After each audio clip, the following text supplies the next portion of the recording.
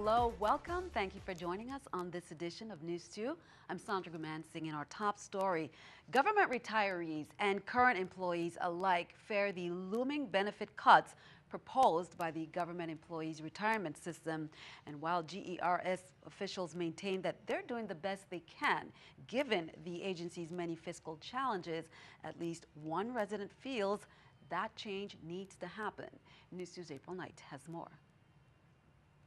Erman Foy of St. Croix retired from the government in 2009. He said he's extremely concerned about what's happening with the government employees' retirement system. It's an embarrassment, it's insulting that these people have been held hostage. Foy flew to St. Thomas on Monday to join other retirees who are worried about their benefits getting cut. He's especially concerned about Class 3 employees. People who put their life on the line when everybody else is home sitting down. There was 37, but I was informed Monday it's up to 42. These employees are in danger of a reduction in the percentage of average salaries paid out in annuities. Their annuity payments will decline from a rate of 3% to 2.5%. GRS officials said much of their woes are because the plan sponsor, the VI government, and affiliated agencies are not paying their contributions. But the nuances of the complex GRS problem are not getting through to residents. According to Foy, a lot of the blame lies on GRS leadership, and he's suggesting drastic measures. I will make a petition. I'll walk in the street for signature asking for the removal of the entire board. And Mr. Nibs, as I said, I don't throw rock and hide my hand. They need to do something. People is suffering. I know people who lose their house. Foy is also against the 30% cut to the benefits of Tier 1 employees, in spite of GRS officials saying it's a necessary step to keep the system solvent. 30%. You know what is 30% and people paying the Virgin Islands? We've been robbed already. Reporting for News 2, I'm April Knight. The Senate Committee on Rules and Judiciary met today on St. Croix, and their goal was to determine the suitability of the following nominations, both of which passed the committee. Marvin Forbes' nomination to the VI Port Authority Board got 4 yeses from Senators Francis, Ford, Gittins, and O'Reilly, and 2 noes from Senators Harrigan and Millen Young. Uzi Richards' nomination to the Casino Control Commission Board got 4 yeses from Senators Francis, Gittins, O'Reilly, and Harrigan, and 2 noes from Senators Ford and Millen Young. Senator Myron Jackson wishes to correct an error appearing in the October 12 issue of the Virgin Islands Daily News. The full-page ad issued by the elections system of the VI is a notice of general election which lists him as an independent candidate for the District of St. Thomas St. John. He said, "I have not changed, nor do I plan to change my party affiliation. I've been a Democrat and a loyal one." A call placed to the election system confirmed the mistake was made in error. Turn it to Crime Report. As we mentioned on Wednesday, Virgin Islands Police Department reminds citizens that vandalism is a criminal offense. Recently, there has been political election signs being tampered with, and the VIPD will enforce the law to the fullest extent of these malicious acts. St. Croix's Democratic Senator Kenneth Gittins chimed in. It's not just me either. There are other candidates that are having problems with their signs being either torn down, cut up, or stolen. This has to stop because these signs cost money and it chisels away at resources every time we have to go out and repair or even replace these signs. These actions, which are considered criminal, undermines the integrity of our elections and distract our community from the most important issues, like making our community more business-friendly, creating jobs, and bringing down our crime rate. Also on Wednesday, a male victim reported to police at approximately 2:30 a.m. he'd been robbed at gunpoint. According to the victim, he was getting into his vehicle in the area of Tootsie's parking lot located in Red Hook when an unknown male got into his vehicle pointing a black gun towards him. The suspect told him to drive to an area close to Home Depot where he was pistol whipped several times to his face, robbed of his wallet and mobile device. The suspect fled the area. The victim was treated at the Schneider Hospital for a laceration to his upper lip, upper left eye, and back of his head. Call law enforcement if you can assist. Well, here's this week's Crime Stoppers report. Remember, you can be rewarded with cash. On Saturday, June 4th, 2016, at approximately 10:33 p.m., St. Thomas police responded to reports of shots fired in the area of Anna's Retreat near the Holy Family Church. Police made contact with two victims identified as 21-year-old Shaki Alexander of Hidden Valley and Kervin Joseph, age 19. Both victims succumbed to their injuries and died. A preliminary investigation revealed that both victims were walking in the Anna's Retreat area when an unknown vehicle drove by and started firing shots, striking Mr. Alexander and Mr. Joseph multiple times above the body. Call Crime Stoppers at 1-800-222-TIPS. Acting Governor Osbert Potter extends his prayers and support for the people of Haiti. He said, "We should consider ourselves blessed. However, our Caribbean neighbors in Haiti are suffering and they need immediate relief." He said, "We cannot stand by and turn our backs to them during their time of need. We must join hands in solidarity with Haiti." He's encouraging all Virgin Islanders to show their support by donating to relief drives that are geared specifically to assist the people of Haiti. Potter also indicated that several community organizations throughout the territory have mobilized to conduct hurricane relief drives for Haiti. He encourages the community to urgently support these organizations as well as volunteer their time and services where needed. The most critical and immediate supplies needed are roofing and clean water. Rotary District number 720 will be accepting monetary donations to provide supplies needed. For more information on how to make a donation through any of the Rotary chapters in the territory, contact Jacqueline Heiliger, District 720 Disaster Chair at 340-277-3201. Meanwhile, Haiti relief efforts continued today at Tutu Park Mall for the community organizations that came together. They say the trailer is almost full, but they will continue until tomorrow, Friday, from 2 to 6 p.m. Today, the Westin Hotel, they say, dropped off loads of sheets and pillowcases to send. Relief agencies, meanwhile, are racing to deliver food, water, hygiene kits, and medical supplies. The U.S. government has placed a temporary hold on a recent policy change that may have put thousands of Haitians living in the U.S. in danger of being deported to a country devastated by the hurricane. Homeland Security Secretary Jed Johnson said Tuesday that some flights to Haiti have been suspended in the wake of the storm.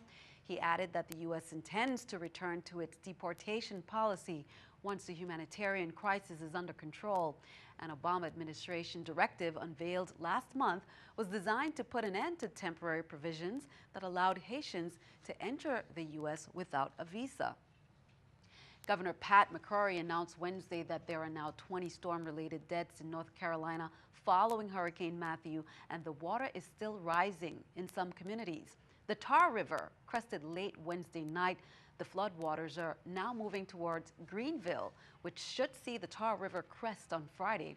The governor had a direct message for people in evacuation zones who are refusing to leave. He said, "We've had too many deaths. Get out. Once that water flows, it is too late." Keeping our eye on the economy, let's take a look at the stock market watch at the New York Stock Exchange.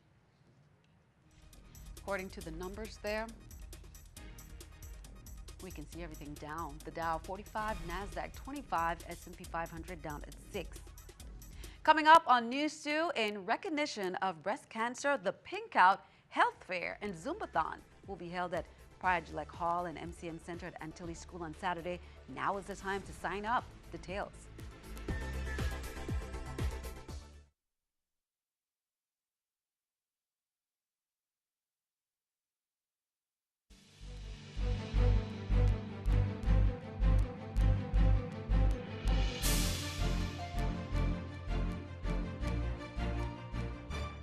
Welcome back. In recognition of breast cancer awareness, the Pink Out Health Fair and Zumbathon will be held at the Pryor-Gillette Hall and MCM Center at Antilles School on Saturday to raise awareness for cancer in coordination with CSVI.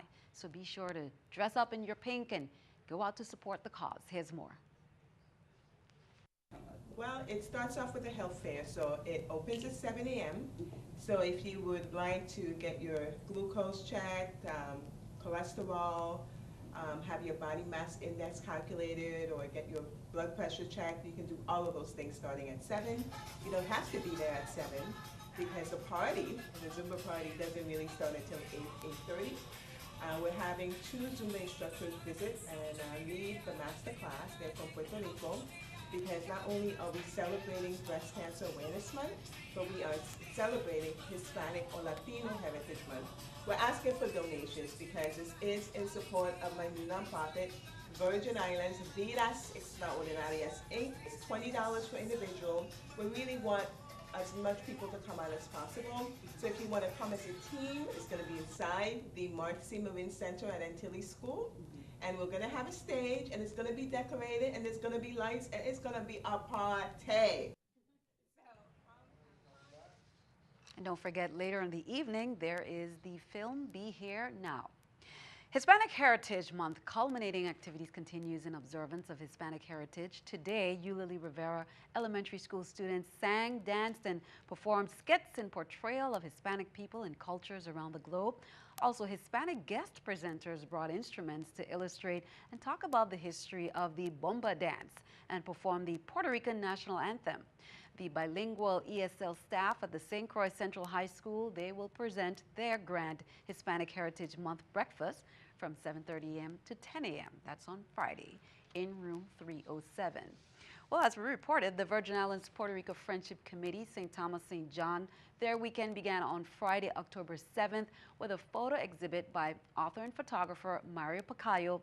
The celebration continued at E's Garden Tea House and Things on Saturday, with Lois Taylor and friends renditions of local, regional, Latin, American, and jazz music, students from the CAHS foreign language class, as well as several well-known Virgin Islands published poets.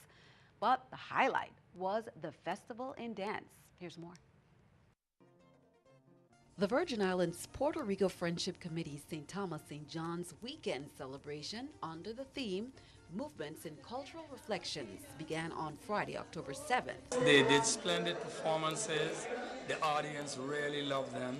Our activities are designed to promote, preserve, and enhance our shared roots. The highlight of the annual weekend celebration continued with a festival and dance at Rico Center for the Arts on Monday, October 10th. Today, we will present a celebration in honor of Our Lady of Mount Carmel, La Virgen del Carmen. The Superior Court Rising Stars, Youth Steel Orchestra, the Mongo Niles cultural dancers, and Caribbean ritual dancers all participated. And the history between the Virgin Islands, going back from the Danish West Indies to the transfer of the relationship between Puerto Rico and the Virgin Islands, is a deep-rooted one that I think you should get to become more familiar with our historic relations. From the period of slavery where Africans ran away, maroons to Puerto Rico, to the establishment of the Catholic Church here in Charlotte-Amalie, then the Danish West Indies, to the migration of Puerto Ricans in the 30s and 40s to Charlotte-Amalie, to Christiansted, Frederiksted, specifically to work in the cane fields and the industries, shopkeepers, merchants, and the like. We've had a very rich history of relations. Over the weekend, Senator Marvin Black's amendment to appropriate $500,000 to the Department of Human Services for the Pharmaceutical and Medical Supplies Assistance for the Aged and Disabled program, that was signed by the governor and is now law. Section 20 of Act number 7897 appropriates funds for seniors and disabled residents with subsidy for pharmaceutical drugs and medical supplies through that program administered through the Senior Citizens Affairs Division. If you are over 60 years of age or disabled and have a certain amount of income, you may qualify for this medical subsidy. Senator Black encourages you to visit the department's website or contact the Senior Citizens Affairs Division at Human Services. The department has partnered with Script Guide RX Inc. Virgin Islands University Center for Excellence in Developmental Disabilities, VIU, said they hosted the 13th annual Voices That Count Policy Forum. Discussions were centered on improvements to the quality of life for people with disabilities in the VI. Senatorial and delegate to Congress candidates responded to questions by members of the territory's disability community. The Voices That Count Policy Forums brings together people with disabilities, members from the legislative branches of the VI government, and the community, advocates, caregivers, family members, private businesses, and organizations. The first one was held on October 11th on St. Thomas. The other was held today on St. Croix. A UVI student has been named one of the country's creme de la creme. Joash Library has been selected by the White House as one of the relatively few students to participate in the 2016 White House Initiative. Library spoke to NEWS2 about his goals as an all-star ambassador and his advice to others who want to follow in his footsteps. NEWS2's April Knight has that story. When St. Kitts native Joash Library came to the Virgin Islands to study, he had his sights set on lofty goals. I'm very active on campus. This semester I serve as the treasurer for the Innovative Design and Entrepreneurship Association and also as the press relations officer for the St. Kitts Nevis Association. I am also an athlete on the UVI's track team. And he just reached one of them. Library, a junior business administration student at the University of the Virgin Islands, will represent UVI at the 2016 White House Initiative on HBCUs. I was just so happy. It was like, oh my goodness, like yes, like I was waiting for this call. He's one of 73 selected students from across the nation. Library's essay on what he wants to do for persons with disabilities caught the attention of the selection committee. And it's something he's passionate about. Trying to make UVI more accommodating for students who have disabilities. So that is what I'll be focusing on. UVI Professor Dr. Lonnie Hudspeth is Library's mentor. He said at the outset he saw a unique spark in this young man. Incredible humility. For example, when he was presenting himself, he didn't mention that he's a top honor student. A very strong sense of resiliency and emotional maturity, as well as a sense of persistence and work ethic and high standards of excellence. Library says other students can achieve similar goals. It takes a lot of work, he said. Work hard, it's not easy. You have to actually put in the work if you want to achieve success. It doesn't come overnight. You have to be patient. You have to realize that it's a stepping process. And once you get there, the work does not stop. It continues. But it's definitely all worth it. Definitely congratulations to him. While the University of the Virgin Islands, meanwhile, the Cooperative Extension Service, they're hosting its annual World Food Day Hunger Banquet. That's on Friday on UVI's Albert Sheen campus grounds near the Great Hall in St. Croix. And this event and experience will educate students in the territory from 4th through 9th grade on the challenges of poverty and world hunger firsthand. This year's World Food Day theme is Climate is Changing, Food and Agriculture Must Too. Speaking of climate, be sure to stick around. What's happening for us weather-wise? Your NEWS2 AccuWeather forecast is coming up next.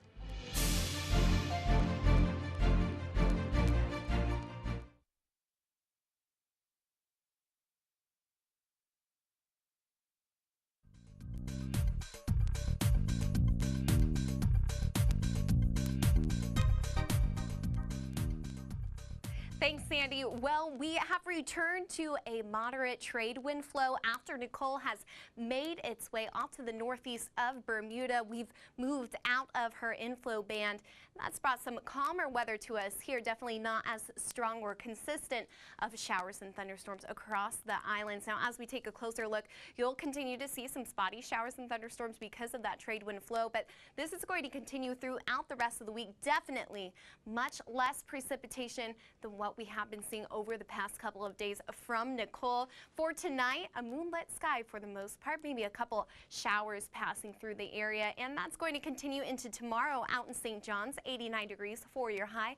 Mostly sunny skies, so definitely returning to nicer weather out in St. Thomas as well. And down in St. Croix, temperatures just a touch cooler, 86 degrees, and they'll also be seeing the sunshine out there. Now, as we head out to the Atlantic coast, we are continuing to see some dangerous waters as well as rip currents. There is still a small craft advisory in effect through 8 p.m. tonight, and that's because of Nicole and those waters beginning to calm down. So we're still seeing waves on the Atlantic side, 4 to 6 feet. Winds out of the east, 5 to 10 knots. That should end up diminishing throughout tomorrow. Now, on the Caribbean side, this is the place to go if you want to go to the beach. 3 to 5 feet for your waves and winds out of the east, 5 to 10 knots. But the rip current threat has definitely lessened out here. Now, take a look at your extended forecast. As I said, Friday through the weekend, we will be seeing just moderate trade wind showers across the board. But come early and to mid next week, especially Tuesday and into Wednesday, there is a broad area of low pressure down south, just to our south, and that is going to be ushering in some more moisture to the area, and that's going to bring some more showers as well. Now we're going to send it back to Sandy in the studio. Thank you. Time for a news to weather picture there by Azim Knight, third grader representing the Alfredo Andrews Elementary School. Believing in that sunshine, Azim, our beautiful typical VI weather. Thank you for that. Send us your news to weather picture to the address right on the screen. It's NEWS2, Innovative Business Center, 4611, 22 Park Suite 300, St. Thomas VI 00802. And that is all for this edition. I'd like to thank you for joining us for all the latest. I'm Sandra Gumansing. Have a wonderful evening.